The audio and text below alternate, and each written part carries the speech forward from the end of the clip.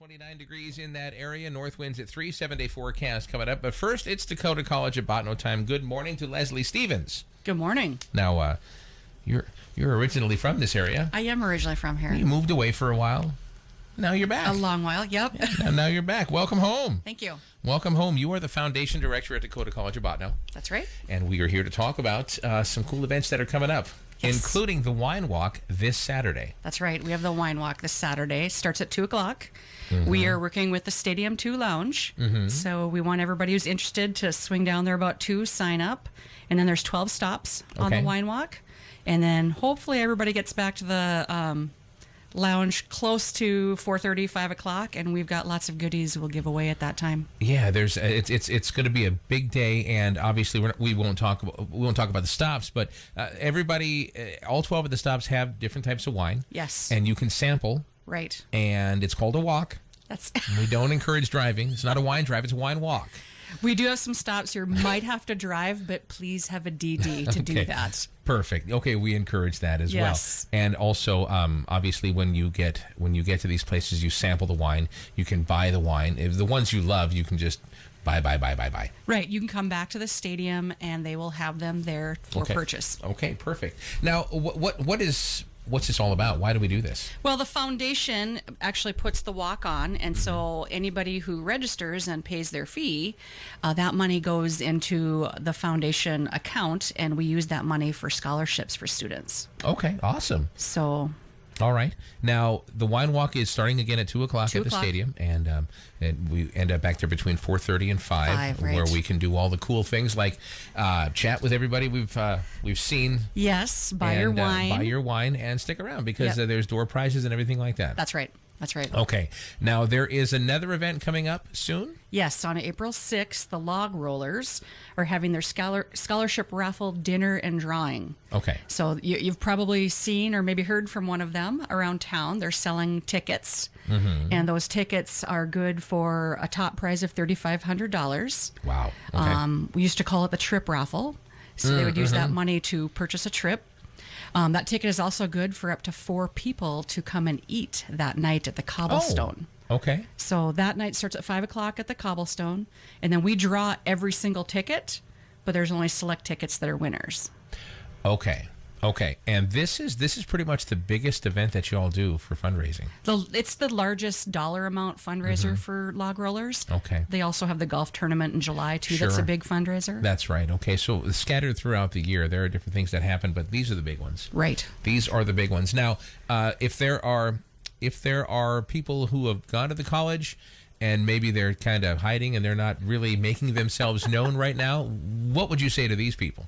Well, I asked Shane to help me put a plug in because I know there's a lot of alumni in probably the 3 or 4 county area. I went to school here, so I know that there's people that I went to school with that we don't hear from or maybe aren't on our mailing list. And we'd love to have you reach out to us so we can communicate with you.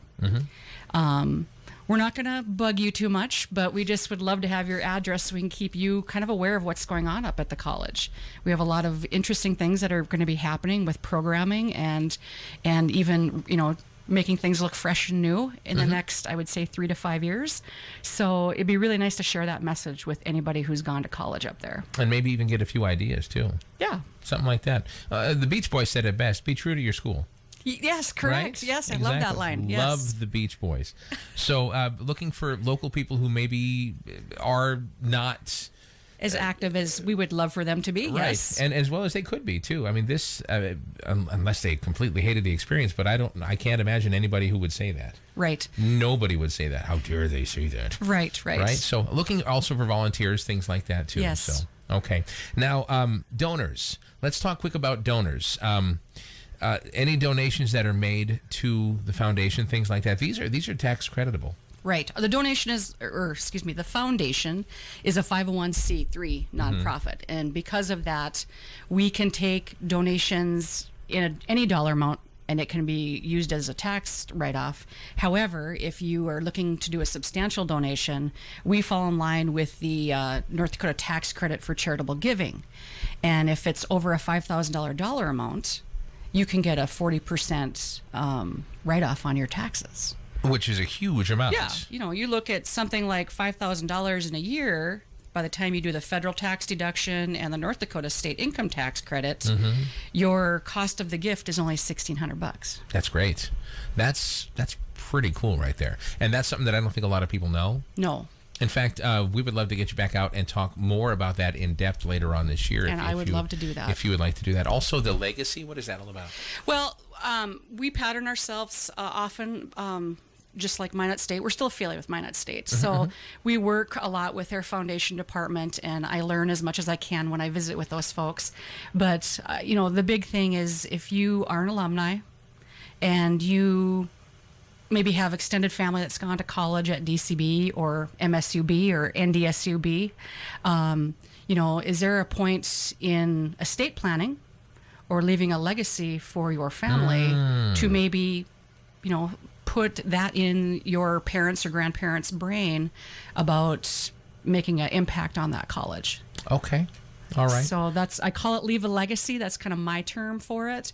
But it's basically talking to people who are maybe on that path in their life and trying to plan ahead.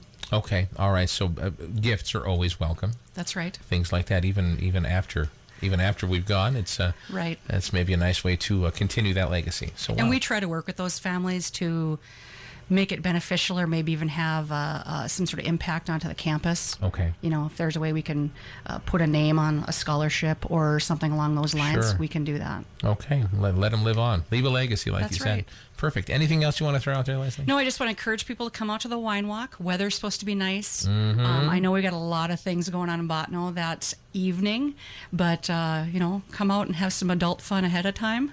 There you go. And see us at the stadium at 2:00 on Saturday. Sounds great. We'll see you there. Great. I need a high five. All right. Thank you very much. Dakota College of Bottineau. That's the foundation director, Leslie Stevens. Welcome home. Thank you. You bet. 8:34 into our next 7-day forecast we go. This one brought to you by First State Insurance.